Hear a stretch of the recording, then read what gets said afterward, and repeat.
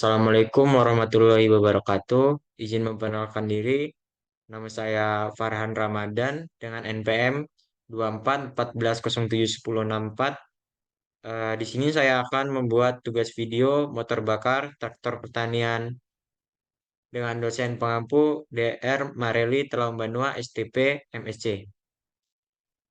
Yang pertama, saya eh, akan menjelaskan motor bakar 4 tak bensin dan motor bakar 4 tak diesel. Motor bakar 4 tak adalah mesin yang melakukan 4 langkah dalam satu siklus kerja. Langkah hisap, langkah kompresi, langkah usaha, dan langkah buang. Komponen utama pada mesin 4 tak bensin.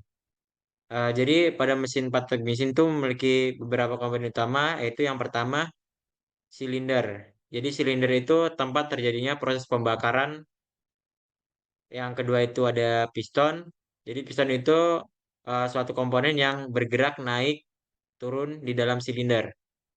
Dan selanjutnya itu ada ruang bakar. Ruang bakar itu tempat terjadinya proses pembakaran. Dan yang keempat, katup. Katup itu mengatur aliran udara dan bahan bakar. Jadi katup itu mengatur masuknya aliran udara dan masuknya bahan bakar. Selanjutnya itu poros engkol. Poros engkol itu berfungsi untuk mengubah gerak naik turun piston menjadi gerak rotasi. Jadi gerak naik turunnya piston itu diubah oleh poros engkol menjadi gerak rotasi. Yang keenam itu ada rantai waktu. Rantai waktu itu untuk mengatur waktu pengapian. Yang ketujuh itu ada busi untuk menghasilkan percikan api untuk membakar bahan bakar. Jadi yang membakar bahan bakar pada ruang bakar itu busi. Yang terakhir itu ada karburator. Karburator itu untuk mencampur udara dan bahan bakar. Jadi sebelum udara dan bahan bakar masuk ke dalam ruang bakar itu bercampur dulu pada karburator. Selanjutnya itu komponen utama mesin 4 tak diesel. Jadi yang pertama itu ada silinder. Silinder itu tempat terjadinya proses pembakaran. Yang kedua itu ada piston. Jadi piston itu komponen yang bergerak naik turun untuk naik turun di dalam silinder. Buat yang ketiga itu ada ruang bakar. Jadi ruang bakar itu tempat terjadinya proses pembakaran. Jadi proses pembakaran pada mesin bakar itu terjadi di ruang bakar ya. Dan selanjutnya itu ada injektor. Injektor itu menginjeksikan bahan bakar ke dalam ruang bakar. Yang kelima ada pompa injeksi. Oh ya, maaf. Buat injektor ini kan dia itu sebagai pemercik bahan bakar. Jadi kalau di mesin patak bensin itu menggunakan busi, sedangkan pada mesin patak diesel itu menggunakan injektor untuk menyemprotkan bahan bakar. Oke, selanjutnya ada pompa injeksi untuk mengatur tekanan bahan bakar. Jadi fungsi pompa injeksi itu mengatur tekanan bahan bakar. Selanjutnya itu ada katup dan katup ini sama seperti yang ada di komponen mesin patak bensin, cuman bedanya di sini katupnya mengatur aliran udara. Jadi aliran udara masuk dan aliran udara keluar saja. Sedangkan di mesin patak bensin itu untuk mengatur bahan bakar dan udara. Selanjutnya itu ada poros engkol.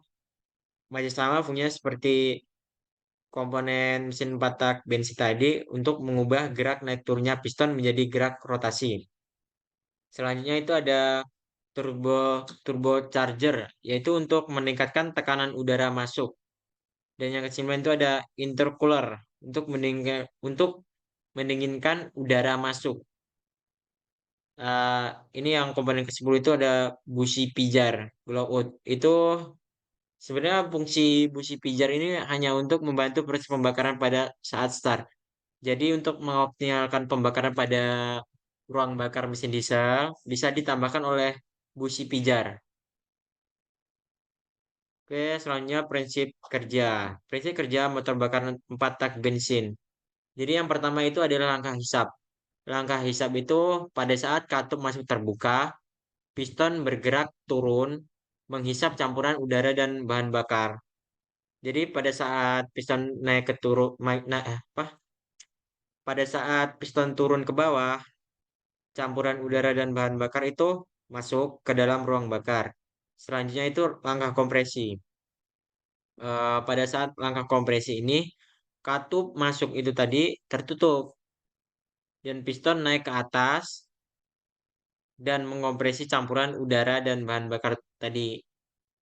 Setelah itu langkah usaha. Nah, pada langkah usaha ini busi itu memercikan bunga api untuk membakar campuran udara dan bahan bakar yang yang telah dikompresi terlebih dahulu. Setelah itu adalah langkah usaha itu tadi, piston bergerak turun ke bawah karena terjadinya pembakaran tadi mendorong piston turun ke bawah. Setelah itu yang langkah terakhir itu langkah buang. Langkah buang ini terjadi karena ledakan dari langkah usaha tadi terus mendorong lagi piston ke atas itu untuk membuang sisa-sisa pembakaran seperti asap. Selanjutnya disalurkan ke knalpot ya. Nah, di sini prinsip kerja mesin 4 tak diesel. Langkah-langkahnya tuh masih sama. Yang membedakan dia tuh ya ini kita jelaskan saja. Langkah hisap. Langkah hisap itu katup masuk terbuka, piston turun. Jadi yang dihisap pada langkah hisap motor 4 tak diesel itu hanya udara murni. Perbedaannya kalau mesin 4 tak bensin dia menghisap bahan bakar dan udara, sedangkan di langkah hisap motor 4 tak diesel itu hanya menghisap udara murni. Selanjutnya langkah kompresi. Pada langkah kompresi ini katup menutup udara dikompresi hingga panas tinggi sekitar 500 sampai 700 derajat Celcius. Nah, setelah udara dikompresi setinggi 500 sampai 700 derajat Celcius, selanjutnya langkah usaha. Langkah usaha bahan bakar solar diinjeksikan ke udara panas, terbakar secara spontan dan mendorong piston turun ke bawah. Selanjutnya itu langkah buang. Langkah buang katup buang terbuka, piston naik ke atas dan mengeluarkan gas buang sisa pembakaran tadi. Jadi yang membedakan prinsip kerja dari motor bakar 4 tak bensin dan motor bakar 4 tak diesel itu dari proses pembakarannya ya. Oke lanjut. Perbandingan. Perbandingan utama antara mesin diesel dan mesin bensin. Ya, yang pertama itu cara pembakaran mesin diesel. Pembakaran terjadi karena kompresi udara yang tinggi, tidak menggunakan busi. Mesin bensin pembakaran terjadi karena percikan api dari busi. Nah, ini dia yang membedakan mesin 4 tak bensin dan mesin 4 tak diesel. Jadi, perbedaan itu hanya dari uh, proses pembakarannya. Selanjutnya itu tekanan kompresi mesin diesel. Tekanan kompresi mesin diesel itu lebih tinggi, 18 sampai 20 21 pada mesin bensin itu 10 sampai 10:1. Jadi dari mesin diesel itu tadi tinggian mesin diesel daripada mesin bensin. Selanjutnya yang ketiga itu adalah bahan bakar. Jadi mesin diesel itu menggunakan bahan bakar solar, sedangkan mesin bensin menggunakan bahan bakar bensin. Dan yang keempat itu ada injektor vs karburator. Mesin diesel menggunakan injektor untuk menginjeksi bahan bakar ke dalam ruang bakar. Mesin bensin menggunakan karburator atau injeksi bensin untuk mencampur udara dan bahan bakar. Nah, untuk karburator sendiri dia sudah mencampurkan udara dan bahan bakar di luar ruang bakar. Sedangkan injeksi itu dia menyemprotkan bahan bakar ke dalam ruang bakar. Baik, selanjutnya adalah sistem bahan bakar dan pengapian. Mesin bensin menggunakan karburator atau injeksi bahan bakar elektronik EFI. Pembakaran dimulai oleh busi. Dan untuk mesin diesel menggunakan pompa injeksi tekanan tinggi dan nozzle injektor. Pembakaran dimulai karena panas hasil kompresi udara tanpa busi. Jadi mesin bensin tadi menggunakan busi untuk membakar bahan bakar, sedangkan mesin diesel ini memanfaatkan tekanan yang dihasilkan oleh kompresi mesin itu sendiri. Kelebihan dan kekurangan. Untuk kelebihan mesin bensin itu yang pertama itu putarannya tinggi, akselerasinya halus, getaran dan suaranya lebih lembut. Dan kekurangannya itu konsumsi bahan bakar lebih boros, torsi rendah dan daya tahan lebih singkat. Lanjut, untuk kelebihan mesin diesel itu efisiensi bahan bakar tinggi, torsi besar, pada putaran rendah, umum mesin lebih panjang. Kekurangannya suara dan getaran itu lebih keras karena awal dan peraw- eh, harga dan perawatannya itu lebih mahal. Jadi untuk mesin bensin sendiri itu lebih murah karena komponennya tuh lebih gimana ya? Ya seperti itulah. Sedangkan untuk diesel ini lebih mahal karena dia torsinya tinggi. Karena torsinya tinggi itu kita membutuhkan mesin yang sedikit lebih bagus, lebih tebal tuh dari segi blok silindernya. Yaitu, nah sekarang masuk ke dalam aplikasi dan contoh. Mesin bensin umum biasanya digunakan pada sepeda motor, mobil penumpang, mesin pemotong rumput, generator kecil.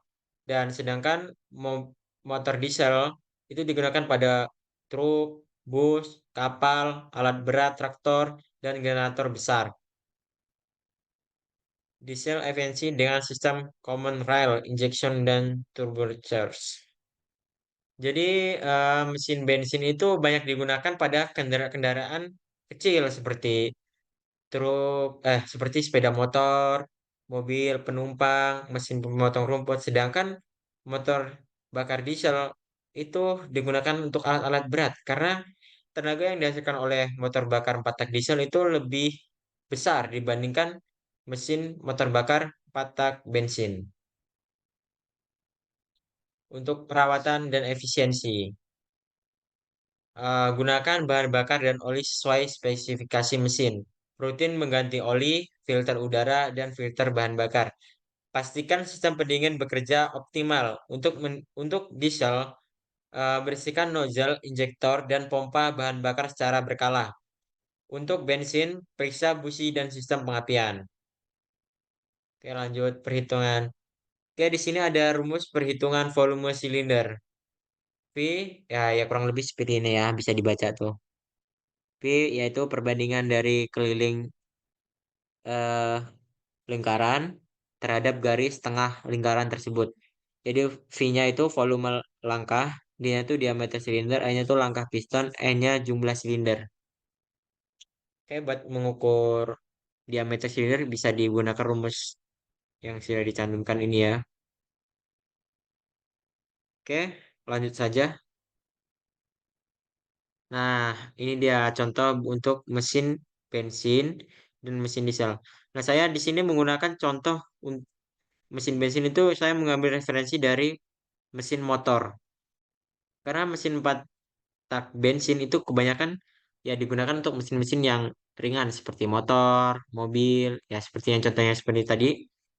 Nah, sedangkan untuk mesin diesel ini kebanyakan itu digunakan untuk kendaraan-kendaraan berat, ya seperti mobil, truk, bus, traktor, dan lain sebagainya. Oke, lanjut. Kesimpulannya yaitu mesin patak menghasilkan satu langkah tenaga setiap dua putaran poros engkol. Mesin bensin menggunakan busi, sedangkan mesin diesel mengandalkan kompresi panas. Diesel unggul dalam efisiensi dan torsi, bensin unggul dalam kehalusan dan akselerasi. Jadi tergantung kebutuhan kita ya, ingin menggunakan mesin 4 tak diesel atau mesin 4 tak bensin. Tergantung kebutuhan juga. Untuk mesin Batak bensin tadi, keunggulan dia kan halus dan akselerasinya bagus. Sedangkan untuk diesel itu unggul dalam efisiensi dan torsi. Kembali lagi ke kebutuhan masing-masing. Materi yang kedua itu ada motor bakar 2 tak bensin. Oke, next.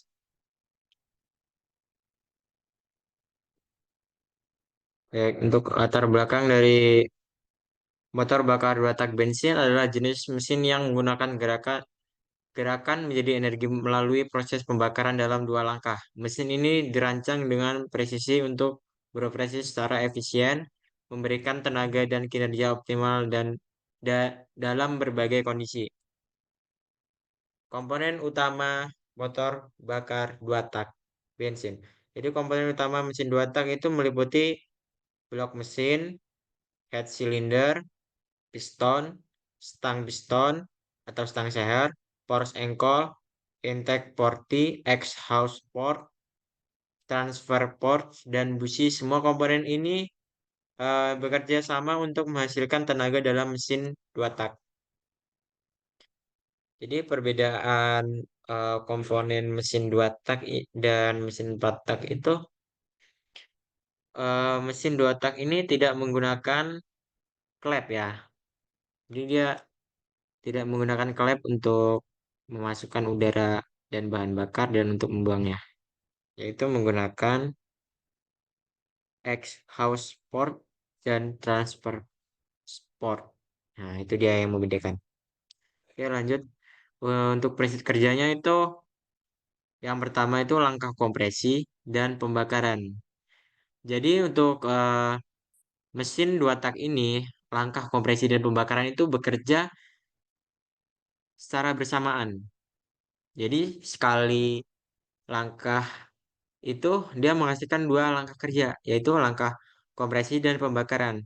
Dalam langkah kompresi dan pembakaran ini, itu piston naik, mengkompresi campuran udara dan bahan bakar. Kemudian busi eh, setelah udara dan bahan bakar itu dikompresi, kemudian busi itu membersihkan api untuk membakar campuran tersebut. Jadi dua proses itu terjadi secara satu siklus atau satu langkah. Jadi pada saat campuran udara dan bensin itu dikompresi, di situ juga busi memercikan api untuk membakar campuran tersebut. Jadi bekerjanya itu spontan, secara langsung. Untuk langkah yang kedua itu langkah ekspansi dan pembilasan, yaitu piston turun, gas hasil pembakaran mengembang dan mendorong piston, kemudian gas buang dikeluarkan melalui exhaust port dan campuran udara dan bensin masuk melalui transfer port. Jadi untuk langkah yang kedua ini dia itu langkah buang sekaligus langkah masuk. Jadi setelah terjadinya pembakaran pada ruang bakar, yaitu piston itu bergerak lagi turun. Di situ terjadi langkah buang dan langkah masuk. Langkah itu terjadi secara bersamaan. Oke, lanjut. Tipe scavenging. Tipe scavenging proses pengisian. Jadi pada sistem motor bakar dua tak itu memiliki tiga tipe scavenging.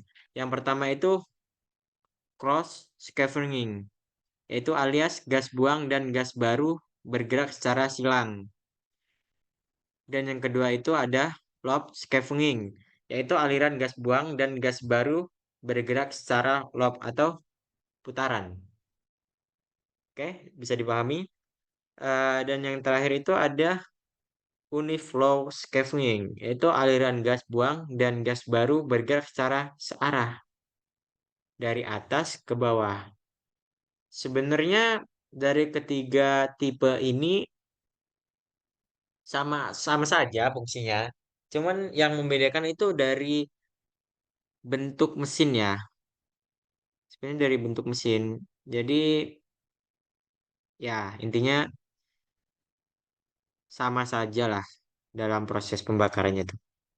Oke, lanjutlah. Dalam sistem bahan bakar dan pelumasan. Jadi mesin dua tak ini menggunakan bahan bakar bensin yang dicampur dengan oli atau injeksi oli terpisah pada mesin modern. Sistem pelumasan premix mencampur oli ke bensin dan rasio tertentu dengan rasio tertentu. Namun mesin modern lebih banyak menggunakan pompa oli terpisah atau auto loop untuk mengurangi asap dan konsumsi oli. Selain itu, sistem injeksi lebih efisien dan ramah lingkungan dibandingkan karburator tradisional. Ini juga yang membedakan mesin 2 tak dan mesin 4 tak. Jadi di mesin 2 tak ini, oli itu bercampur dengan sengaja dicampur ke bahan bakar. Fungsinya untuk melumasi bagian crankshaft atau bagian bawah pada ini agar gesekannya tuh untuk meminimalisir gesekan. Jadi eh, oli sengaja dicampurkan ke bahan bakar. Sedangkan di mesin 4 tak tadi olinya itu memang seharusnya tidak bercampur. Oke, lanjut saja. Kelebihan dan kekurangan. Oke, kelebihan mesin 2 tak. Jadi kelebihan mesin 2 tak itu bobotnya ringan, terus strukturnya sederhana, power to weight tinggi, dan sedikit komponen valve train. Kekurangannya itu emisi gas buang tinggi, konsumsi oli dan bahan bakar besar, umur mesin pendek jika perawatannya kurang. Jadi keunggulan dari mesin 2 tak sendiri ini yang sangat gampang kita bedakan dari mesin bakar 4 tak itu bobotnya tuh lebih ringan karena eh bobot mesin itu ringan disebabkan karena komponennya itu lebih sedikit dibandingkan komponen mesin 4 tak bensin. Nah, kekurangannya itu sendiri karena mesin 4 tak eh sorry sorry mesin 2 tak bensin ini menggunakan oli samping atau oli yang dicampurkan dengan bahan bakar. Jadi dia menghasilkan gas buang yang lebih tinggi. Ya, jadi pada gas buang mesin 2 tak ini dia berasap. Asapnya itu biasanya berwarna putih. Nah, sedangkan pada motor bakar 4 tak itu umumnya tidak berasap. Jika pada 4 tak itu berasap berarti itu butuh perbaikan. Sedangkan pada motor bakar 2 tak kalau dia itu berasap berarti normal. Sedangkan apa ya? Kalau mesin itu tidak berasap, nah itu patut dicurigai. Berarti oli samping kita kurang atau eh, bahasanya tuh habis lah. Jadi tidak ada oli samping. Itu akan berbahaya pada mesin 2 tak. Dan juga umur mesin pendek jika perawatan kurang. Nih, berarti motor bakar 2 tak ini dia membutuhkan perawatan yang lebih rutin atau lebih sering dibandingkan motor bakar 4 tak. Oke, lanjut saja. Aplikasi dan contoh. Oke, aplikasi mesin 2 tak. Aplikasi mesin 2 tak itu umumnya digunakan untuk alat perkebunan, gergaji mesin, pemotong rumput, sepeda motor kecil, mesin tempel kapal kecil, peralatan industri portable, dan mesin kecil lainnya. Kenapa mesin 2 tak ini digunakan untuk mesin-mesin yang kecil? Ya, itu tadi karena mesin ini terbilang simple dibandingkan mesin 4 tak.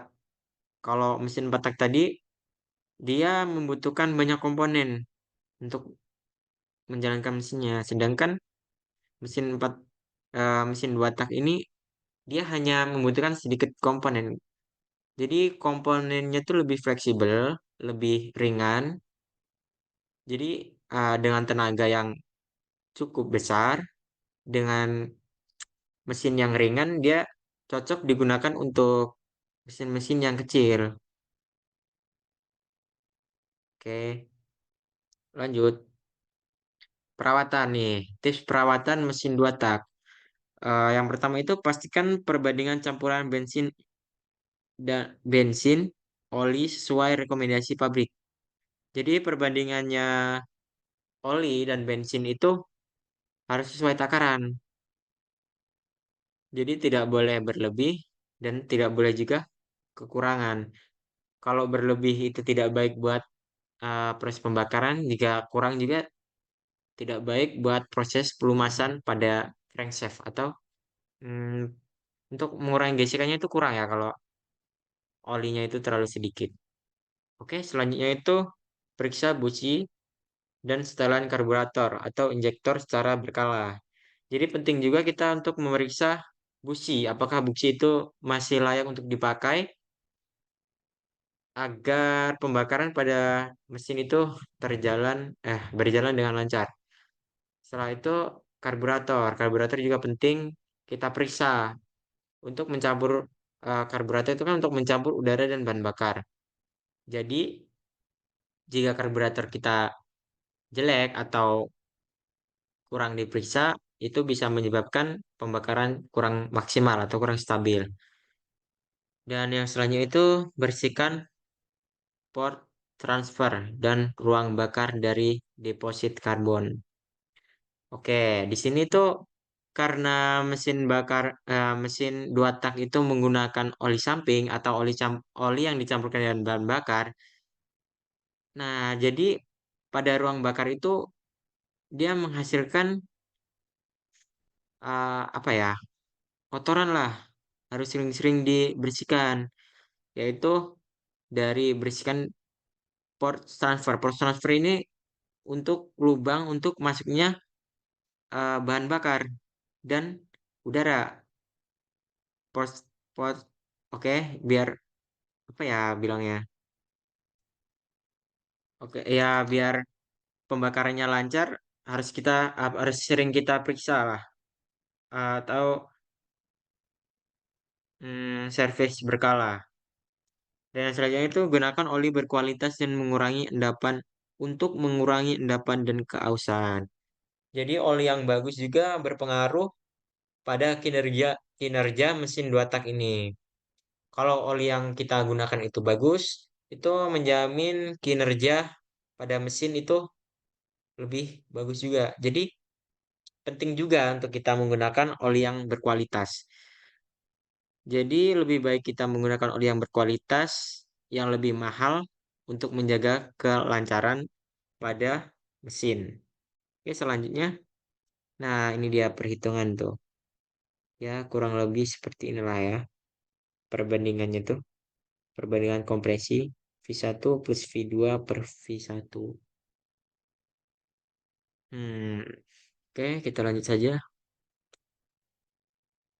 Untuk contoh mesin dua tak. Nah, kita bisa lihat di sini contoh mesin dua tak. Ini saya mengambil referensi dari motor saja ya. Kalau dari referensi di sini, ini mesin dengan berapa ini? 3 blok silinder sih ini kayaknya. Karena di sini karburatornya juga ada 3. Tapi saya juga kurang paham. Ini sepertinya 3 silinder ya. Ini. Karena lubang-lubangnya itu ada 3 juga nih. Lubang knalpotnya. Jadi yang membedakannya juga tuh di sini. Di kepala silindernya tuh lebih simpel buat mesin 2 tak. Kalau sedangkan 4 tak tadi kan dia lebih kompleks komponennya di bagian sini, di bagian kepala silinder. Nah, kalau di 2 tak ini dia kan hanya kepala silinder ini terus ada lagi busi di bagian sebelah sini. Nah, untuk ini itu karburator. Seperti tadi, karburator itu berfungsi untuk mencampur udara dan bakar. Setelah eh, mesin bekerja, dia akan membuang hasil pembakarannya atau gas buangnya tuh melalui knalpot di bagian sebelah sini. Oke, dan desain knalpot untuk mesin 2 tak ini berbeda ya dengan mesin 4 tak. Untuk mesin 2 tak ini cenderung dia lebih ada tabungnya lebih besar seperti ini. Dan suara yang dihasilkan dari mesin 2 tak ini sendiri itu lebih kasar atau lebih berisik dibandingkan mesin 4 tak. Itu juga kekurangan dari mesin 2 tak ini. Jadi ya seperti ini ya. Ini bak mesin, ini blok silinder. Jadi pembakarannya tuh terjadi di dalam sini. Oke. Next, kesimpulannya Motor dua tak sederhana dan bertenaga tinggi, cocok cocok untuk aplikasi kecil. Kelemahan utama pada mesin dua tak ini adalah emisi dan pelumasan yang memerlukan perhatian khusus. Nah, jadi untuk motor bakar dua tak sendiri, dia emang cocok untuk aplikasi kecil. Maksud dari aplikasi kecil itu untuk mesin-mesin yang kecil. Jadi dia tidak butuh apa ya, lebih efisien saja, lebih efisien lah ya untuk menggunakan mesin dua tak ini karena tenaganya juga tinggi, cocok. Makanya cocok untuk aplikasi yang kecil ini. Jadi tidak menggunakan biaya yang mahal. Dan untuk kelamaannya sendiri ya emisi gas buangnya tuh lebih banyak. Jadi asap, jadi motor dua tak itu mengeluarkan asap. Itu juga yang tidak disukain oleh penggunanya. Dan pelumasannya itu eh, karena dia menggunakan pelumasan yang harus dicampur langsung oleh bahan bakar, jadi dia harus kita perhatikan terus ya. Semisal ini kita tidak perhatikan, ada kesalahan sedikit saja ya bakal berpengaruh kepada kinerja mesin. Oke, next. Baik, selanjutnya kita lanjut ke materi yang ketiga yaitu penyaluran bahan bakar, metode bensin, injeksi bensin karburator, dan diesel solar, common rail, diesel bus pump. Oke, next.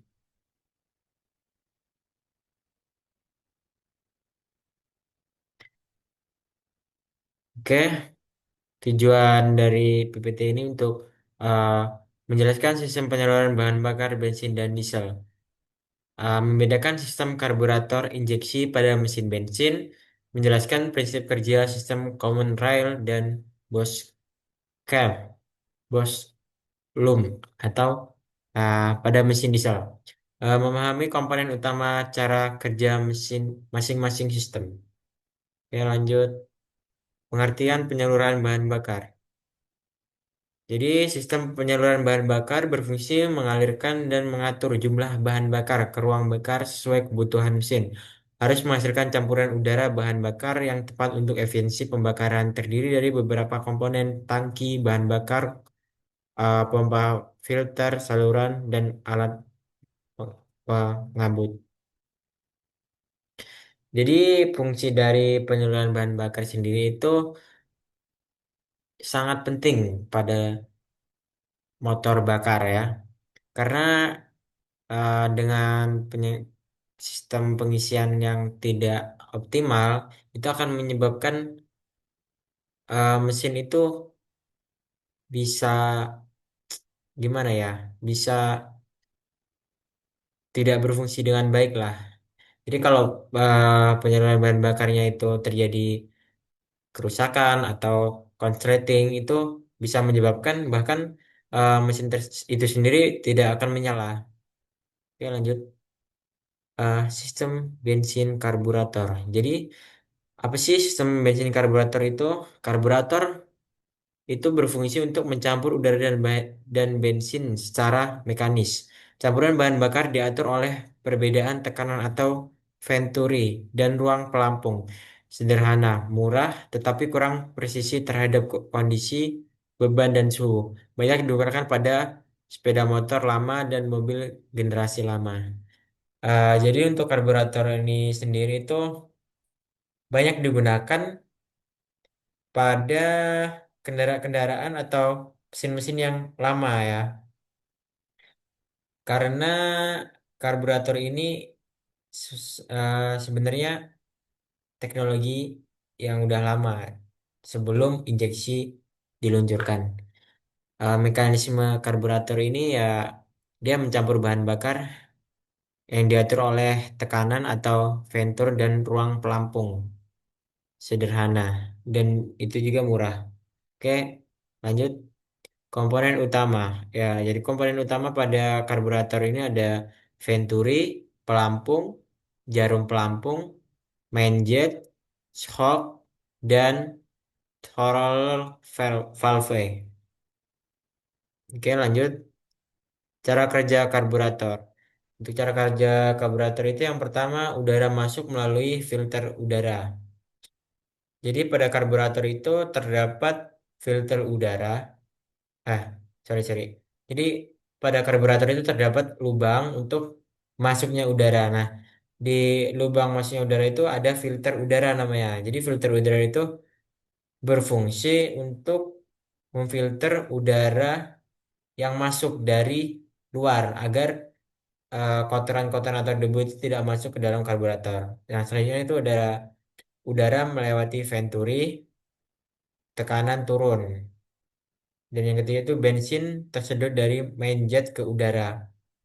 Jadi bensin tersedot dari main jet ke udara itu terjadilah pencampuran antara bahan bakar dan udara. Campuran udara bahan bakar masuk ke silinder. Oke, setelah tercampur udara dan bahan bakar itu langsung disalurkan atau diteruskan ke blok silinder. Dan yang terakhir campuran dinyalakan oleh busi. Nah, untuk proses yang terakhir itu dia sudah masuk ke dalam ruang bakar. Jadi setelah campuran udara dan bahan bakar tercampur di karburator tersebut, terus disalurkan atau diteruskan ke ruang bakar lalu dibakar oleh busi. Oke, next. Sistem bensin injeksi. Nah, kalau dari sistem injeksi ini dia mencampurkan bahan bakar langsung menggunakan injektor elektronik atau EFI. Dikelola oleh ECU, Electronic Control Unit, untuk menentukan volume bahan bakar berdasarkan sensor lebih efisien, responsif, dan ramah lingkungan. Nah, untuk sistem injeksi ini sendiri, dia lebih modern daripada sistem karburator. Dan juga sistem injeksi ini sekarang tuh banyak digunakan untuk kendaraan-kendaraan yang baru dibuat atau masih baru diluncurkan gitu lah ya. Nah, jenis-jenis sistem injeksi itu ada tiga, yaitu single point injection atau SPI, multi point injection atau MPI, dan yang terakhir itu ada direct injection atau GDI. Nah, oke, kita lanjut saja. Pompa bahan bakar, cara kerja injeksi. Jadi yang pertama itu pompa bahan bakar menekan bensin dari tangki ke injektor. Dan yang kedua itu ECU membaca data sensor. Nah, perbedaan dari karburator dan injeksi ini dia menggunakan ECU. ECU itu berfungsi untuk sebagai sensor lah untuk membaca bukan sensor sih untuk sebagai otaknya dia itu untuk membaca data sensor atau oksigen, sensor throttle, sensor suhu, dan sensor tekanan. Nah, yang ketiga itu ECU menentukan durasi semprotan injektor. Dan yang keempat, bahan bakar disemprotkan ke intake, manifold, atau langsung ke ruang bakar. Nah, yang kelima itu campuran dinyalakan oleh busi. Jadi yang berperan penting dalam sistem injeksi itu adalah ECU. Jadi ECU itu sebagai eh, otaknya lah dia tuh. Jadi ECU yang mengatur semuanya. Oke, next. Langsung saja kita ke sistem diesel Bos Loom atau Bos Loom konvensional. Apa sih sistem Bos Loom konvensional itu?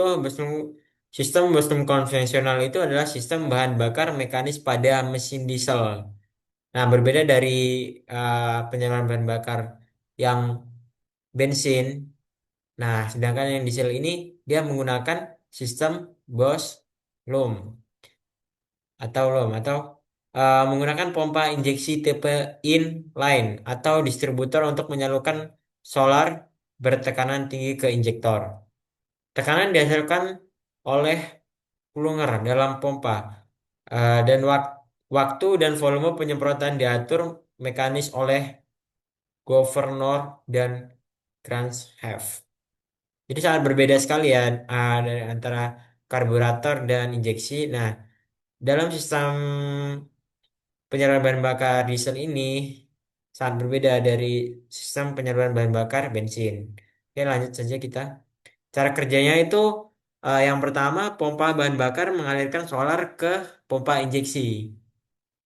Dan yang kedua itu plunger pada pompa injeksi menekan solar atau sebenarnya tekanan tinggi. Dan yang ketiga, solar disalurkan melalui pompa ke injektor. Dan yang keempat, injektor menyemprotkan bahan bakar ke ruang bakar sesuai waktu injeksi. Dan yang terakhir itu, pembakaran terjadi karena kompresi tinggi. Nah, seperti pengertian yang saya sudah jelaskan pada motor bakar 4 tak diesel tadi. Nah, motor bakar 4 tak diesel ini tidak menggunakan busi untuk menyalakan api, melainkan dia memanfaatkan tekanan kompresi yang sangat tinggi. Jadi, ketika tekanan kompresi itu sangat tinggi, bahan bakar ini disemprotkan oleh si apa injektornya. Jadi, ketika disemprotkan, terjadilah ledakan pada ruang bakar. Sistem common rail. Nah, ini adalah sistem common rail. Berbeda lagi dari sistem yang tadi. Sistem common rail ini adalah sistem injeksi elektronik bertekanan sangat tinggi hingga 2000 bar. Tekanan bahan bakar disimpan dalam rail atau pipa bersama dan dikontrol secara presisi oleh ECO. Memungkinkan penyemprotan bertahap pre, main, post injection. Hasil emisi rendah, tenaga tinggi dan konsumsi bahan bakar hemat. Nah, sama seperti injeksi tadi, nah sistem diesel common rail ini lebih modern daripada sistem yang sebelumnya. Jadi ini seperti injeksi tadi, dia lebih modern lah daripada sistem yang tadi. Oke, next. Cara kerja common rail. Oke, yang pertama itu pompa tekanan tinggi menekan solar rail. Lanjut yang kedua itu rel menyimpan bahan bakar bertekanan tinggi. Nah, yang awalnya itu eh, solar itu dipompa dengan tekanan tinggi menuju ke rel. Nah, setelah di rel itu disimpan bahan bakar bertekanan tinggi. Dan yang ketiga itu ECU mengontrol waktu dan durasi injeksi di setiap silinder. Sama seperti ECU yang ada pada sistem injeksi tadi, ECU di Common Rail ini juga berperan sebagai pengatur atau kepalanya gitu. Injeksi membuka atau menutup secara elektronik. Pembakaran lebih halus dan efisien. Nah, sudah jelas di sini bahwa cara kerjanya itu dia lebih modern daripada sistem yang sebelumnya. Oke, next. Oke, untuk perhitungannya kurang lebih seperti ini ya. Bisa dilihat dari sini.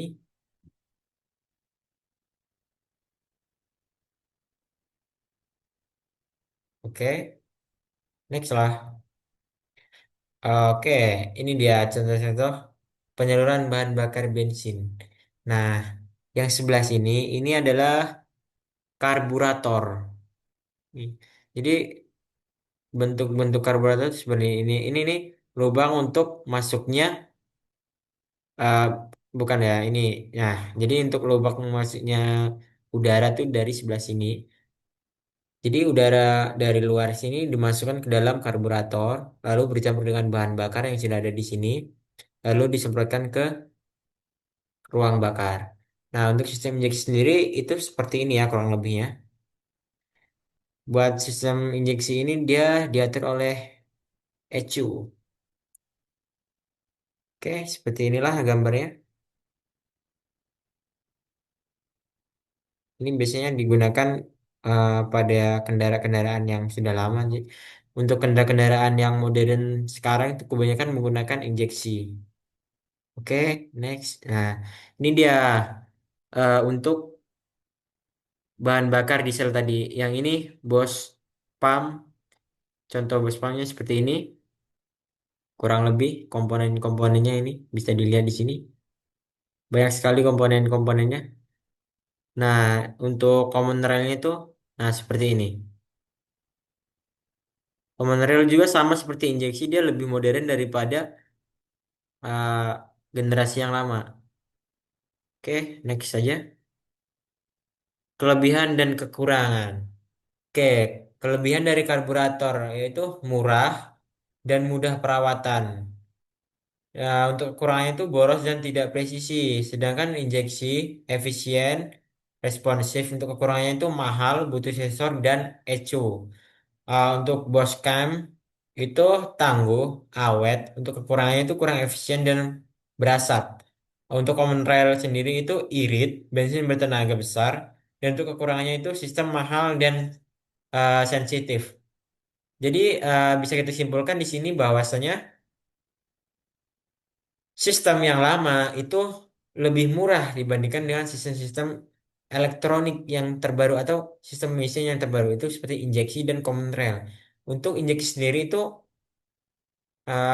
mahal, butuh sensor dan ECU. Sama seperti common rail sendiri, common rail juga. Oke, next. Jadi kesimpulan dari sistem pengisian bahan bakar itu sistem penyaluran bahan bakar berkembang dari mekanis ke elektronik untuk meningkatkan efisiensi dan menekan emisi. Mesin bensin modern memakai injeksi, sedangkan mesin diesel memakai common rail. Pemahaman tiap sistem penting agar mampu melakukan diagnosa dan perawatan dengan benar. Jadi sistem injeksi dan common rail itu sebagai sistem penyaluran bahan bakar yang modern dibandingkan dengan karburator dan Boscam tadi ya. Oke,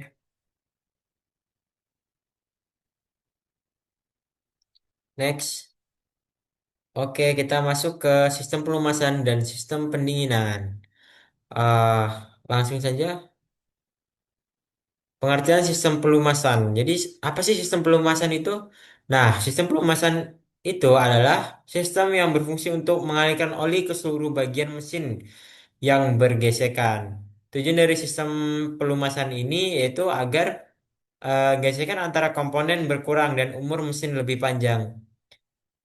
Jadi fungsi dari sistem pelumasan yaitu untuk agar gesekan-gesekan yang terjadi di dalam mesin itu berkurang.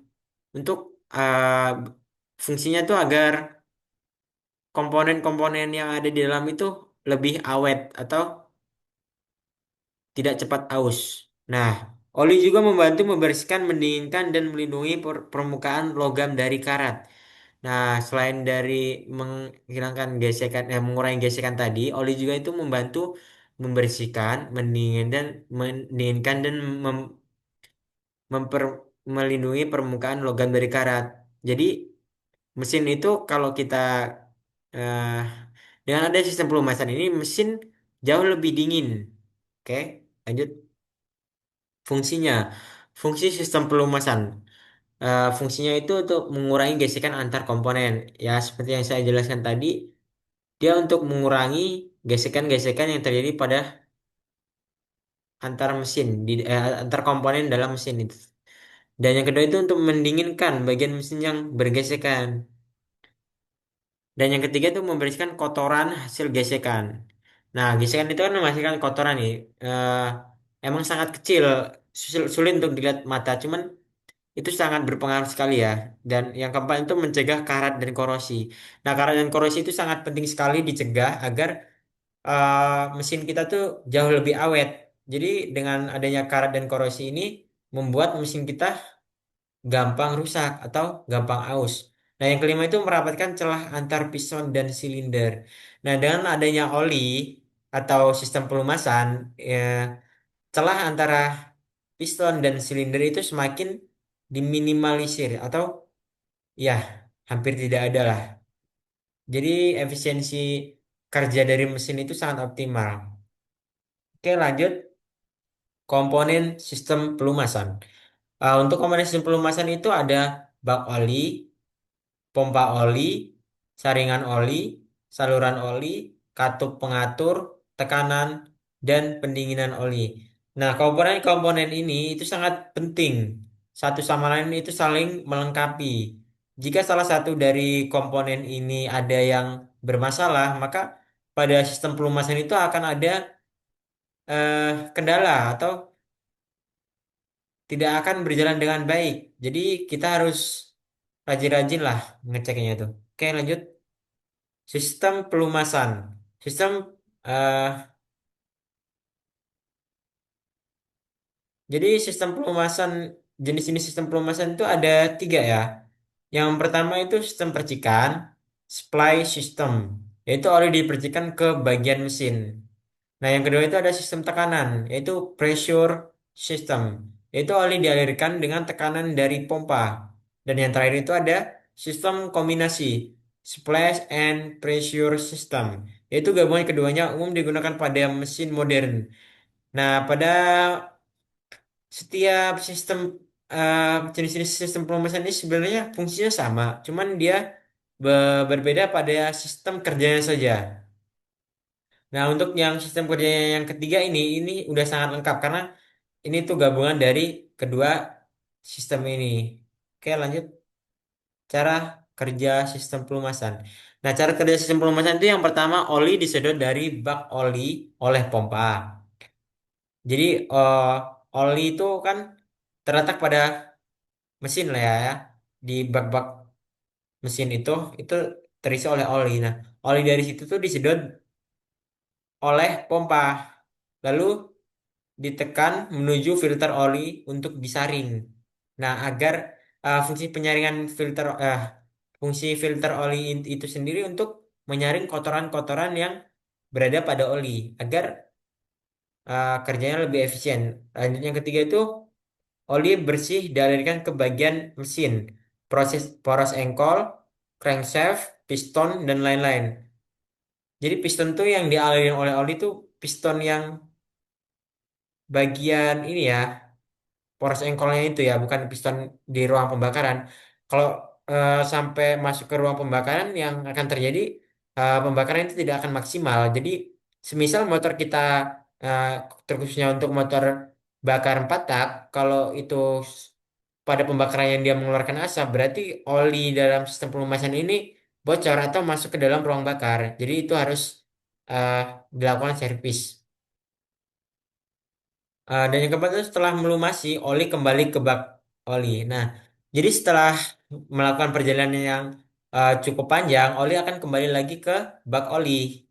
Oke, lanjut. Sistem pendinginan. Oke, sistem pendinginan adalah yaitu berfungsi untuk menjaga suhu mesin agar tetap ideal. Saat mesin bekerja, panas timbul akibat pembakaran dan gesekan. Pendinginan mencegah mesin overheating atau terlalu panas. Oke, kita lanjut saja. Nah, ini dia fungsi sistem pendinginan. Jadi, apa sih fungsi sistem pendinginan itu? Nah, fungsi sistem pendinginan itu ada menjaga suhu mesin pada kondisi kerja optimal. Dan yang kedua itu mencegah kerusakan akibat panas berlebih. Dan yang ketiga membantu mempercepat pemanasan mesin saat start awal. Dan yang keempat menjaga efisiensi bahan bakar dan performa mesin. Kita istirahat sejenak ya. Izin untuk minum.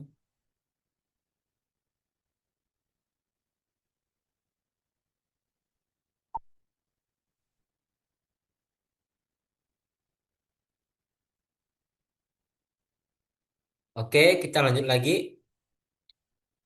Jenis sistem pendinginan. Jadi jenis sistem pendinginan itu ada pendinginan udara, air cooling system, yaitu menggunakan aliran udara melalui sirip-sirip silinder, umum digunakan pada sepeda motor kecil. Dan yang kedua itu Pak ada pendingin air, water cooling system, yaitu menggunakan air atau cairan pendingin, coolant, yang bersirkulasi digunakan pada mobil dan mesin besar. Nah, untuk sistem pendinginan air ini biasanya dia menggunakan yang namanya itu radiator. Dan fungsi radiator itu untuk mendinginkan air. Jadi air yang sudah berputar untuk mengelilingi sekeliling mesin itu untuk mendinginkan mesin akan kembali ke radiator untuk didinginkan. Begitu juga siklusnya berputar atau berulang. Komponen sistem pendingin air nih. Nah, kan ada nih yang untuk komponen itu yang pertama itu ada radiator, yaitu yang kedua pompa air, yang ketiga termostat, yang keempat kipas pendingin, yang kelima selang air, dan yang terakhir itu cairan pendingin atau coolant. Nah, komponen-komponen ini eh, bekerja sama untuk mendinginkan komponen-komponen mesin tadi ya. Jadi radiator ini berfungsi untuk mendinginkan air yang sudah panas yang sudah digunakan untuk mendinginkan mesin. Nah, pompa air ini untuk menyalurkan air yang sudah dingin atau sudah didinginkan oleh radiator. Terus termostat ini untuk membuka gerbang atau membuka pintu jika air yang berada pada mesin itu sudah panas, maka termostat ini akan terbuka. Lalu akan digantikan oleh air yang baru didinginkan dari radiator. Selanjutnya kipas ini dia untuk membantu radiator radiator ini sendiri untuk mendinginkan air. Nah, yang selanjutnya itu selang air. Selang air ini sebagai jalur lah, jalur untuk berjalannya air radiator untuk ke sekeliling mesin. Nah, yang terakhir itu coolant atau cairan pendingin. Nah, cairan pendingin inilah yang digunakan untuk mendinginkan si mesin itu tadi. Oke, next lanjut aja kita. Cara kerja sistem pendingin. Nah, untuk cara kerja itu yang pertama itu pompa air mengalirkan coolant ke seluruh bagian mesin. Jadi air radiator itu dialirkan oleh pompa. Dan yang kedua itu coolant menyerap panas dari mesin. Ah, coolant atau air itu yang sudah dialirkan ke bagian sekeliling mesin itu menyerap panas dari mesin. Dan yang ketiga itu coolant panas mengalir ke radiator. Jadi air radiator yang atau coolant yang sudah panas itu akan dialirkan ke dalam radiator untuk didinginkan. Selanjutnya udara melalui radiator mendinginkan coolant. Jadi fungsi kipas itu tadi dia untuk menghembuskan angin lah untuk sirkulasi udara untuk mendinginkan coolant. Yang kelima itu adalah coolant didinginkan kembali ke mesin. Jadi setelah coolantnya sudah didinginkan, cara kerja itu sama. Jadi begitu terus berputar terus tanpa henti sampai mesin itu ya untuk menjaga keoptimalan mesin. Oke lanjut. Hubungan sistem pelumasan dan pendinginan. Jadi sistem dan pelumasan dan pendinginan itu memiliki hubungan seperti kedua sistem itu bekerja sama menjaga performa mesin. Dan yang kedua itu oli juga membantu mendinginkan bagian dalam mesin. Dan yang terakhir itu jika salah satu sistem gagal kinerja mesin akan menurun atau rusak. Jadi sangat penting sekali ya antara uh, sistem pelumasan dan sistem pendinginan. Jika salah satu dari sistem ini tidak bekerja dengan optimal, maka performa mesin akan menurun. Jadi sangat penting kita untuk menjaga uh, performa dari kedua sistem ini. Oke, lanjut saja kita. Nah, seperti ini ya kurang lebih perhitungannya bisa dilihat di sini. Oke,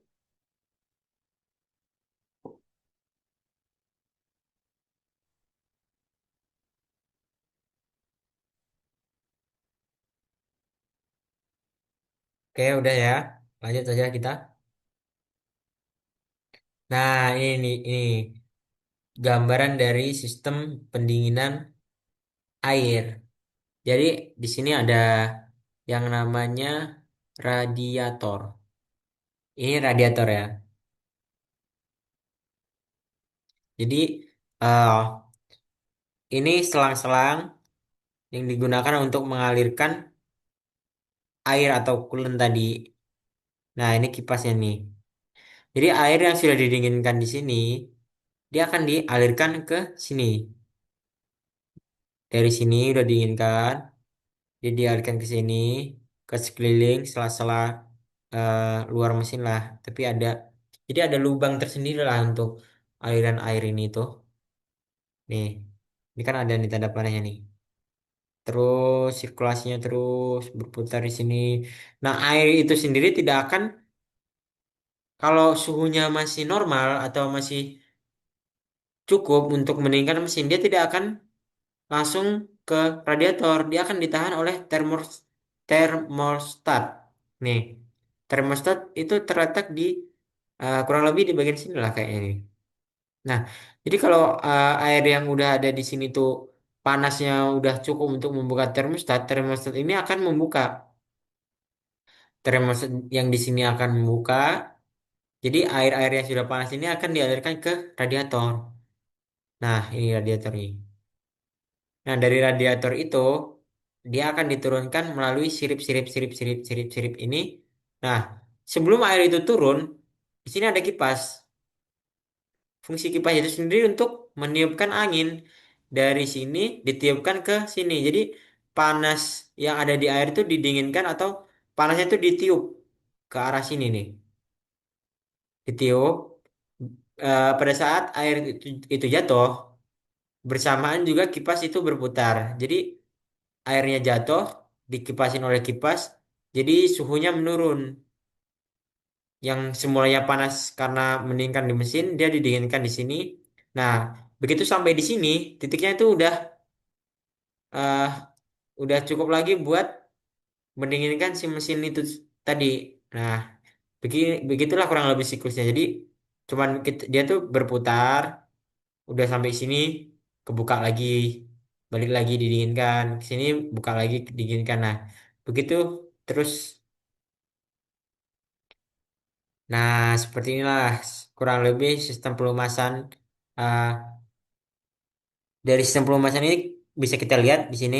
Ini yang kuning-kuning ini ada oli. Jadi oli itu uh, disebarkan ke seluruh bagian-bagian mesin untuk menghindari atau mengurangi gesekan yang terjadi pada komponen-komponen mesin itu sendiri.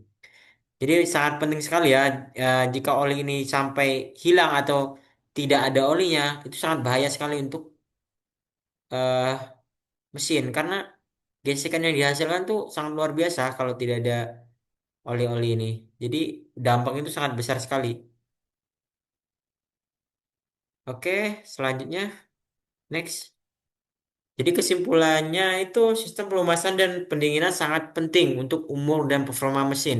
Perawatan rutin seperti mengganti oli dan mengecek coolant harus dilakukan. Kinerja optimal mesin tergantung pada kondisi dua sistem ini.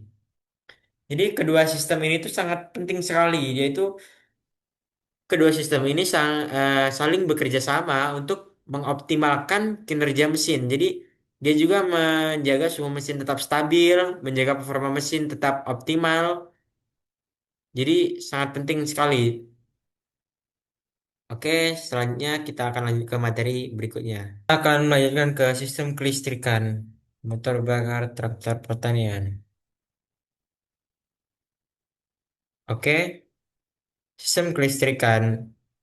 eh, Sistem kelistrikan motor bakar adalah rangkaian komponen listrik yang berfungsi untuk menghasilkan atau menyalurkan dan mengatur arus listrik yang dibutuhkan dalam pengoperasian mesin dan peralatan kendaraan.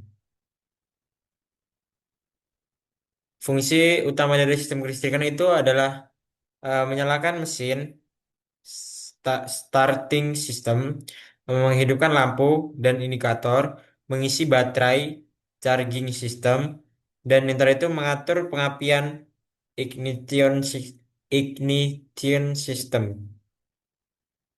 Oke, next. Ah, oke, kita balik lagi ke sini dulu ya. Jadi fungsi-fungsi dari sistem listrik itu sangat banyak sekali ya, teman-teman. Meliputi beberapa ini tadi. Jadi sangat penting sekali sistem kelistrikan itu dalam suatu rangkaian suatu eh, rangkaian motor bakar. Jadi tanpa adanya kelistrikan ini, motor bakar itu tidak akan bisa menyala karena satu, motor bakar itu memerlukan busi untuk memercikan bunga api. Nah, sistem kelistrikan ini sangat berperan dalam memercikan dalam terjadinya percikan yang dihasilkan oleh busi itu sendiri. Oke, langsung saja next. Komponen utama sistem kelistrikan. Jadi komponen utama pada sistem kelistrikan itu yang pertama ada aki atau baterai, yaitu fungsinya itu untuk menyimpan energi listrik sebagai sumber daya utama. Jadi aki ini sangat berperan penting dalam sistem kelistrikan karena eh, aki itu untuk sebagai penyimpanan energi. Nah, yang kedua itu ada alternator atau spool. Itu dia menghasilkan arus listrik dari energi mekanik mesin. Jadi spool ini dia sebagai penyuplai listrik lah. Nah, uh, listrik yang dihasilkan oleh spool ini nanti akan di uh, aliri alirkan ke baterai. Dia disimpan di baterai lah intinya. Nah, yang kedua itu ada kiprok atau regulator menstabilkan tegangan listrik dari alternator. Nah, fungsi dari kiprok ini dia karena tegangan yang dihasilkan oleh alternator itu sangat tinggi atau uh, uh, arus apa yang dinamanya arus DC dia bisa dihasilkan oleh ini atau arus bolak-balik. Nah, pada kiprok ini dia distabilkan oleh kiprok, tegangannya tuh lebih stabil menjadi arus AC. Selanjutnya itu ada kabel kelistrikan. Nah, kabel kelistrikan itu juga sangat penting sekali untuk eh, menyalurkan dari komponen satu ke komponen selanjutnya. Jadi tanpa adanya kabel ini tidak akan bisa hidup atau tidak akan bisa terhubung lah satu sama lain. Ini sangat penting sekali peran kabel di sini. Jadi kabel itu kalau ada satu saja yang konslet, itu sangat berpengaruh kepada sistem kelistrikan. Oke, selanjutnya itu ada saklar atau switch, yaitu untuk menghubungkan dan memutuskan arus listrik. Saklar di sini juga sangat penting karena saat saklar yang dihidupkan, arus listrik itu akan dialirkan. Nah, ketika saklar ini dimatikan, jadi alur arus listrik itu akan padam atau diputus sementara. Oke, next. Cara kerja sistem kelistrikan. Nah, jadi di sini saya akan menjelaskan bagaimana sih cara kerja sistem kelistrikan. Jadi untuk sebelumnya saya izin minum sebentar.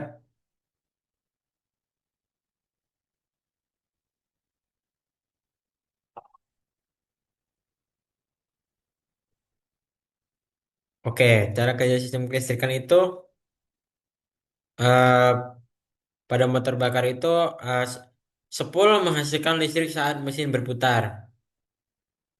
Jadi spool itu eh, komponen yang terletak pada bak mesin sebelah kiri. Kalau tidak salah itu sebelah kiri ya. Jadi spool itu terdiri dari kumparan-kumparan kawat lah. Kurang lebihnya seperti itu. Dia jadi spool itu eh, karena saat mesin berputar, spool itu akan menghasilkan arus listrik. Nah, arus listrik dari spool itu akan dialirkan ke CDI untuk mengatur pengapian. Oke, setelah dari CDI, koil pengapian meningkat tegangan listrik dan busi memercikan api untuk membakar campuran bensin dan udara di ruang bakar. Jadi prosesnya kan yang listrik yang dihasilkan oleh spool ini dia tegangannya masih terbilang cukup rendah untuk bisa memercikan bunga api pada busi. Nah, fungsi koil pengapian ini sendiri dia untuk meningkatkan tegangan dari yang awalnya tegangannya tuh stabil, begitu sampai ke koil, jadi tegangannya tuh naik tinggi, terus dialirkan ke busi. Nah, di busi sendiri tuh akan terjadi percikan untuk membakar campuran udara dan bahan bakar yang ada pada ruang bakar. Jadi komponen-komponen yang ada di sini saling melengkapi. Jadi dari spool ke CDI dinaikkan tegangannya di koil, lalu ke busi untuk memercikan bunga api. Jadi kalau salah satu sistem di sini ada yang tidak bekerja dengan optimal, maka bisa dipastikan motor atau mesin itu tidak akan bisa menyala karena busi itu kalau tidak memercikan bunga api, maka mesin tidak akan berputar atau mesin tidak akan menyala. Nah, kurang lebihnya seperti itulah. Oke, kita lanjut. Sistem pengapian ignition system, yaitu berfungsi untuk menyalakan campuran udara dan bahan bakar di ruang bakar. Komponen utamanya itu yang pertama ada baterai atau spool, yang kedua ada koil pengapian, yang ketiga ada CDI, yang keempat ada busi. Nah, jadi sistem pengapian ini tuh terdiri dari ini yang saya jelaskan tadi ya. Jadi dari spool ke koil, terus ke CDI, terus sambungkan ke busi. Cara kerja singkatnya itu CDI menyimpan arus listrik dan mengalirkan ke koil, menghasilkan tegangan tinggi, terus memunculkan percikan api di busi. Tuh, berarti komponen-komponen itu sangat berperan penting. Jadi mereka tuh saling eh, support atau saling membantu lah. Kalau salah satu dari mereka ini ada yang rusak atau konslet, bisa dipastikan mesin tidak akan bisa menyala karena komponen-komponen itu saling melengkapi satu sama lain. Oke, next. Sistem pengisian charging system. Oke, pada sistem pengisian ini mengubah energi mekanik menjadi energi listrik untuk mengisi aki dan mensuplai komponen listrik. Komponennya itu ada alternator, spool, regulator, rectifier atau dan yang terakhir itu ada baterai. Prosesnya tuh putaran mesin memutar rotor. Jadi rotor itu terletak pada spool. Dari spool itu diputar dalam bak mesin sebelah kiri itu berputar yang sangat tinggi. Terus dia tuh menghasilkan arus AC. Arus AC itu arus bolak-balik. Jadi karena arus itu masih arus bolak-balik, harus diubahlah menjadi arus DC oleh regulator untuk mengisi baterai. Nah, kalau regulator ini tidak ada, maka baterai yang ada di sini itu akan soak atau rusak karena tegangan AC yang tidak cocok dengan baterai. Baterai harus diisi oleh tegangan DC.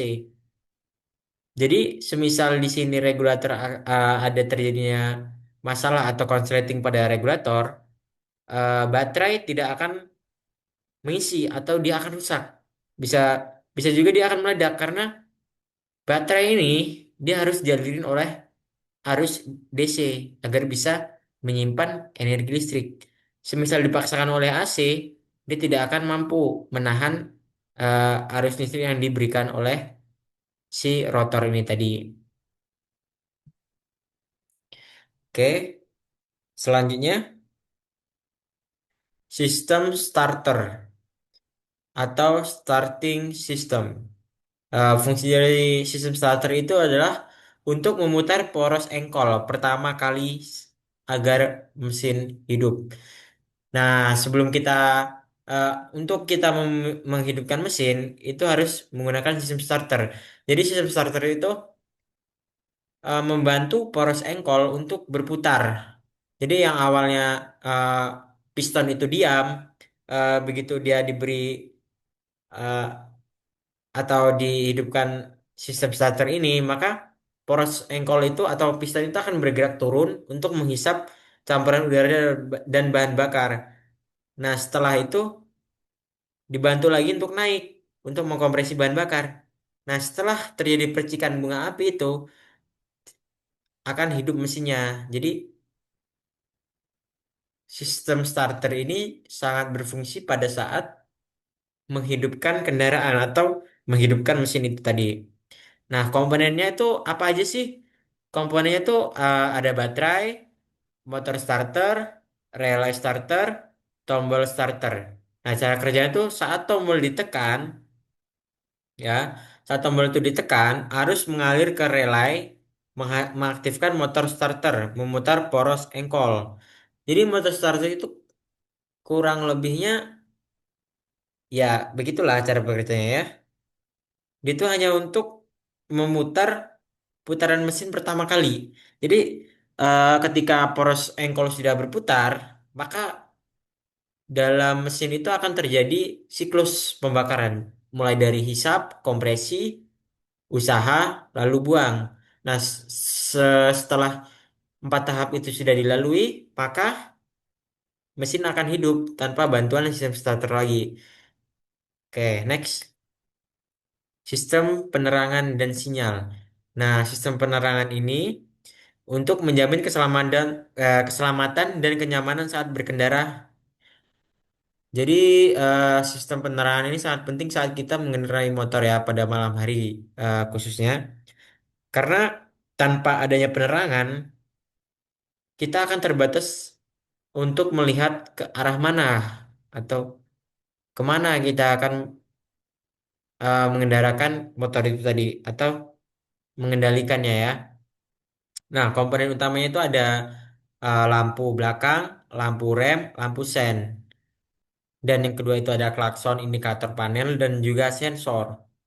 Dan yang terakhir itu ada sumber listrik dari aki atau alternator saat mesin hidup. Dari sumber dari sistem penerangan itu yaitu berasal dari aki dan alternator saat mesin hidup. Saat mesin dimatikan, komponen-komponen ini akan mati juga. Oke, next. Nah, ini dia diagram alur sistem kelistrikan tuh. Bisa kita lihat di sini, ya. Oke, ini baterai ya. Tuh, kurang lebih seperti inilah. Untuk penjelasan lebih detailnya ya bisa kita lihat di YouTube. Banyak sih penjelasannya itu.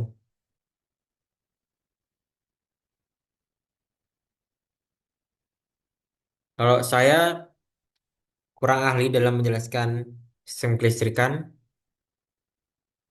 ya saya jelaskan semampu saya saja lah. Ya, ini di sini ada warna-warna kabel. Nih, B B U Y B U. Ini berarti blue, yellow, ini kuning. B U Y berarti blue, yellow lagi. Ini warnanya tuh G itu berarti green. Ya, warna-warna kabel ini menentukan lah untuk arahnya tuh kemana. Ini buat apa? Ini negatif, ini positif. Kurang lebih ya seperti itulah ya. Oke, next. Nah, ini dia perhitungannya. Kurang lebih ya inilah ya. Torsi motor dalam LBF, kecepatan putaran motor RPM, HP, horsepower, daya kuda motor. Ya,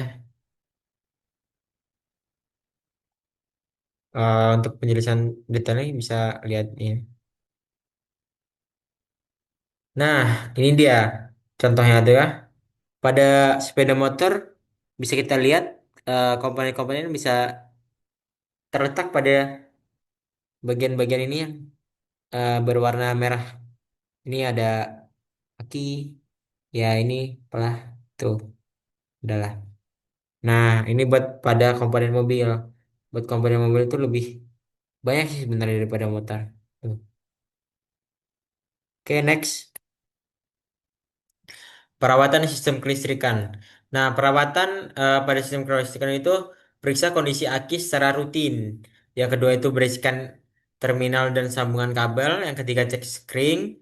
Yang keempat pastikan sistem pengisian bekerja normal. Dan yang kelima itu ganti komponen rusak sesuai spesifikasi. Nah, ya kurang lebih ya seperti ini. Next, kesimpulannya. Sistem kelistrikan sangat penting dalam pengoperasian motor bakar. Komponen utama saling berhubung untuk menghasilkan dan menyalurkan listrik. Perawatan berkala diperlukan agar sistem berfungsi normal. Nah, jadi sistem baik, selanjutnya kita lanjut ke materi yang selanjutnya yaitu transmisi manual dan matic. Nah, transmisi manual dan matic. Apa sih transmisi manual dan matic? Nah, sistem transmisi adalah mekanisme yang berfungsi untuk menyalurkan tenaga dari mesin ke roda penggerak. Tenaga tersebut diubah menjadi gaya putar atau torsi sesuai kebutuhan kendaraan. Tanpa transmisi, kendaraan tidak dapat berjalan dengan efisien. Jadi fungsi dari sistem transmisi itu untuk menstabilkan atau menyesuaikan lah kecepatan atau tenaga. Jadi saat kita membutuhkan tenaga bisa disesuaikan atau saat kita membutuhkan kecepatan itu juga bisa disesuaikan. Oke, lanjut.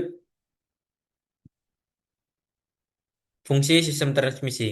Nah, fungsi sistem transmisi itu untuk meneruskan tenaga mesin ke roda penggerak. Jadi tenaga yang dihasilkan oleh putaran poros engkol itu diteruskan ke roda penggerak atau ban kita agar bisa terjadi putaran pada roda. Saya itu untuk mengubah momen puntir dan kecepatan putaran. Jadi sistem transmisi ini untuk mempercepat untuk lebih cepat gitu putaran roda itu daripada mesin itu sendiri. Yang ketiga itu mengatur arah gerak kendaraan maju atau mundur. Nah, untuk umumnya pada mobil dia bisa mundur, ada gigi mundurnya juga dia. Dan yang keempat itu untuk memungkinkan kendaraan berhenti tanpa mematikan mesin. Nah, jadi kita tuh bisa menghentikan menghentikan kendaraan tanpa mematikan mesin. Caranya itu kita netralkan transmisinya. Dan yang kelima itu menyesuaikan putaran mesin agar bekerja efisien. Nah, ini dia seperti yang saya bilang tadi, sistem transmisi ini dia bekerja untuk menyesuaikan putaran roda pada kendaraan kita. Jadi kita bisa mengatur apakah kita ingin menambah kecepatan atau mengurangi kecepatan, apakah kita membutuhkan tenaga lebih untuk naik tanjakan atau ya kurang lebih seperti itu. Jadi untuk mengatur lah dia itu. Next, prinsip kerja. Oke, prinsip kerja dari sistem transmisi ini menggunakan sistem roda gigi dengan rasio yang berbeda. Saat gigi rendah dipilih, torsi besar dan kecepatan kecil. Saat gigi tinggi dipilih, torsi kecil dan kecepatan tinggi. Semua disesuaikan dengan kondisi jalan dan beban kendaraan. Nah, jadi saat kita mengambil gigi satu, kendaraan kita itu akan memiliki tenaga yang cukup unggul atau cukup baik dibandingkan dengan gigi yang tinggi. Karena gigi satu atau gigi satu lah ya. Gigi satu itu dia roda giginya itu besar atau diameternya itu gede. Jadi saat roda itu berputar, dia akan menghasilkan tenaga, cuman kecepatannya akan berkurang. Jadi kayak inilah ya. Ini kan gede nih, kurang lebih. Dia akan menghasilkan torsi atau tenaga yang lebih besar dibandingkan yang eh, istilahnya yang gearnya lebih kecil. Tapi kalau kita pilih yang gigi tinggi atau giginya ini kecil apa? Ya, jadi putaran mesin kita itu atau putaran roda kendaraan kita itu akan lebih cepat. Tapi minusnya tenaga yang dihasilkan itu kan jauh berkurang dibandingkan yang kita pilih gigi yang kecil. Next. Komponen utama transmisi manual. Komponen utama itu ada kopling, poros input dan output, roda gigi, sistem hydronizer, shift force dan shift lever, housing, saving. Nah, komponen-komponen ini sangat berperan penting satu sama lain. Jadi mereka ini saling melengkapi lah, saling melengkapi satu sama lain.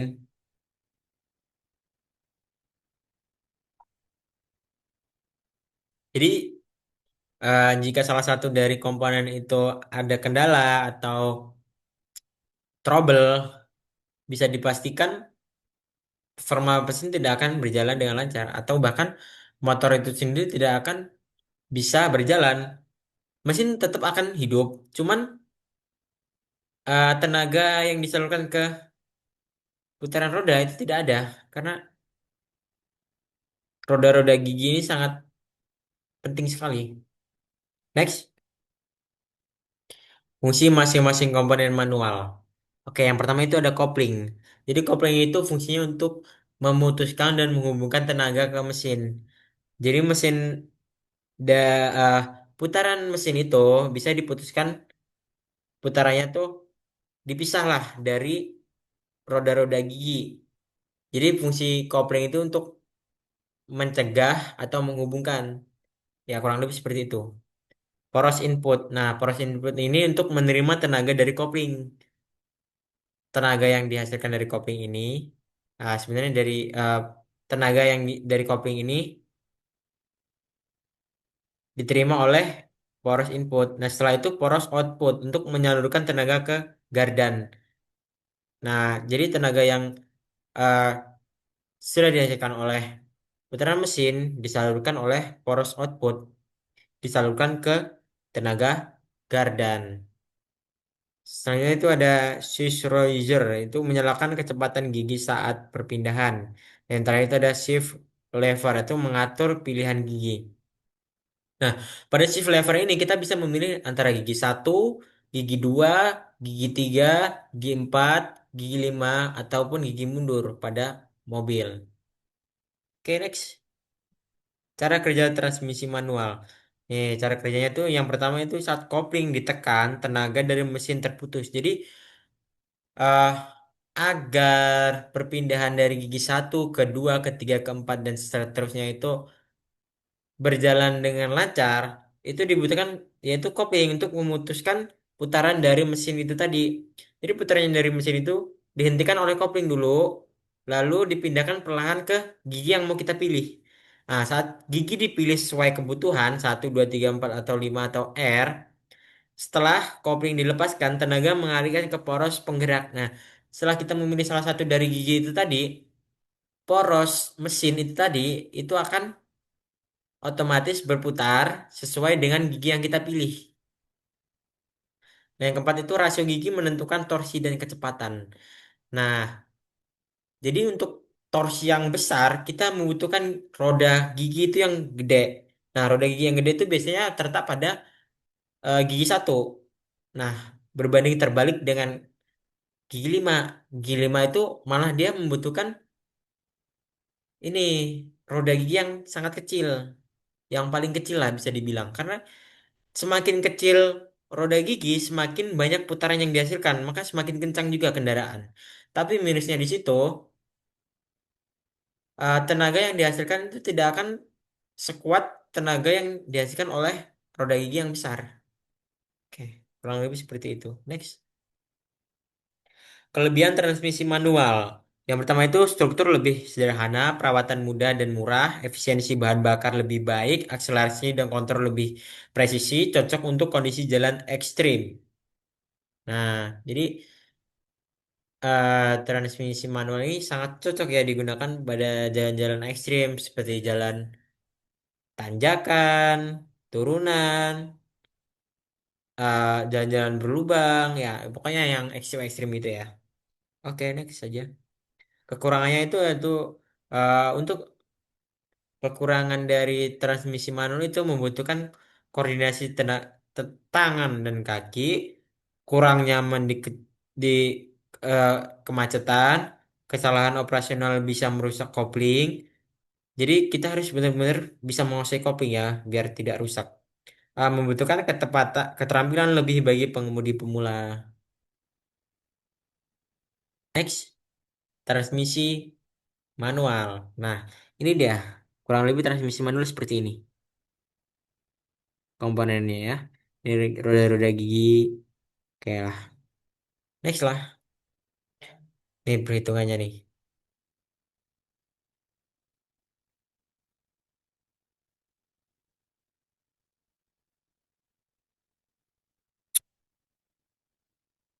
Oke, next. Komponen utama transmisi matic. Nah, kita udah masuk ke transmisi matic.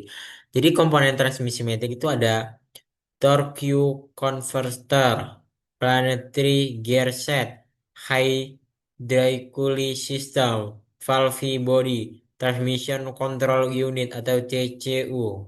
Next, fungsi komponen transmisi matic. Torque converter yaitu untuk menggantikan kopling, mentransfer tenaga dan dengan fluida. Jadi fungsinya itu ya yang torque converter ini untuk menggantikan kopling. Sebenarnya sama saja fungsinya seperti kopling tadi. Cuman beda komponennya saja. Terus planetary gear itu mengatur rasio gigi otomatis. Hierarchy system mengatur tekanan oli untuk perpindahan gigi. Valve body mengatur aliran fluida ke berbagai bagian transmisi. TCU untuk mengontrol perpindahan gigi berdasarkan sensor. Oke, selanjutnya cara kerja transmisi matic. Cara kerja itu yang pertama itu tenaga mesin masuk ke torque controller. Lalu selanjutnya itu fluida di dalam converter eh mentransfer tenaga ke transmisi. Dan yang ketiga itu planetary gear memiliki rasio gigi sesuai kecepatan. Dan yang keempat itu semua proses dikontrol otomatis oleh ECU atau TCU. Jadi lebih eh gampang menggunakan transmisi matic daripada transmisi manual. Oke, next. Kelebihan transmisi matic. Nah, kelebihan dari transmisi matic itu pengoperasian mudah dan nyaman. Beda dengan transmisi manual tadi yang perlu keterampilan khusus lah. Intinya buat pengemudi pemula tuh harus terampil dalam memilih gigi. Pada tanjakan tuh harus gigi berapa, pada turunan tanjakan berapa, pada jalan lurus harus tanjakan berapa. Kalau kita ingin membutuhkan tenaga harus gigi berapa, kalau kita membutuhkan kecepatan harus gigi berapa, itu sangat penting dalam transmisi manual. Nah, sedangkan pada transmisi otomatis ini sudah dikontrol secara otomatis oleh sistem. Nah, yang kedua itu cocok di daerah padat lalu lintas karena dia tidak perlu mengganti-ganti roda gigi atau memilih mau gigi berapa. Dia sudah otomatis lah. Lalu perpindahan gigi halus dan yang terakhir itu mengurangi kelelahan pengemudi. Jadi kita mengendarai mobil atau motor yang matic itu lebih santai karena ya kita tidak perlu mengganti gigi lagi karena udah dikontrol otomatis. Oke, next. Kekurangannya itu lebih boros bahan bakar, biaya servis dan perawatan tinggi, struktur lebih rumit, respon akselerasi lebih lambat daripada manual. Nah, kalau manual tadi kan kita bisa sesuka hati nih, kita mengubah mau gigi berapa, gigi berapa, gigi berapa. Nah, sedangkan di Matic ini karena dia sistem sudah otomatis, jadi kita tidak bisa menyesuaikannya dengan kemauan kita sendiri. Jadi tergantung dari sistem. Oke, next. Nah, kurang lebih seperti ini nih, transmisi otomatis CVT. Ini untuk yang mobil ya. Kalau untuk yang motor itu dia komponennya lebih sih eh, lebih agak gampang dipahami lah. Ini kalau mobil itu cukup rumit. Oke, next. CVT yaitu jenis transmisi otomatis tanpa gigi, tetapi tetap tanpa gigi tetap. Menggunakan sabuk baja dan puli untuk rasio tak terbatas. Jadi pada transmisi otomatis tadi kita membutuhkan rantai untuk menyalurkan tenaga yang dihasilkan oleh mesin itu ke roda. Jadi kalau yang ini dia tidak menggunakan rantai tapi menggunakan sabuk baja. Nah, yang ketiga itu ada akselerasi halus dan efisien, banyak digunakan pada motor matic dan mobil modern. Oke, next. Jadi kesimpulannya tuh